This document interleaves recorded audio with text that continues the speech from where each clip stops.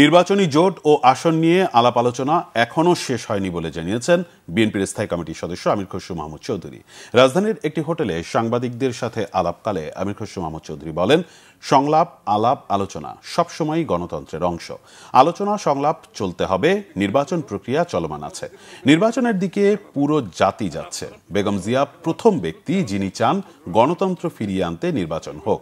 নির্বাচন না হওয়ায় সবাই বিভিন্ন সিদ্ধান্তহীনতায় ভুগছে বলেও মন্তব্য করেন তিনি। বলেন, তারেক রহমান যে কোনো সময় দেশে ফিরবেন, এ নিয়ে গুঞ্জনের কিছু নেই। যে চিন্তা সেটা হচ্ছে ডায়ালগ, আলাপ, আলোচনা এগুলো একটা রাজনীতির অংশ। সেটা নির্বাচন বলে না, সেটা সবসময় চলতে হতে পারে। কারণ আমাদের এই সংস্কৃতিতে বদলাতে হবে। কেউ কারোর সাথে কথা বলবে না, একে অপরকে শত্রু মনে করবে। এই রাজনীতি চললে তো বাংলাদেশের কোনো ভবিষ্যৎ নাই। আমরা চাই বাংলাদেশের সংস্কৃতিতে একটা পরিবর্তন আসুক। না, নির্বাচন প্রক্রিয়া তো অব্যাহত আছে।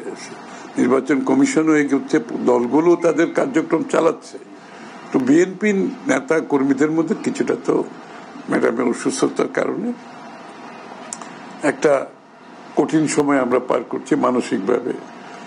এটা সারা দেশের মানুষই পার করছে। বিএনপি নেতা কর্মীদের হয়তো একটা আরো বেশি ভাবে এটার একটা সংখ্যার মধ্যে তো আছে স্বাভাবিকভাবে।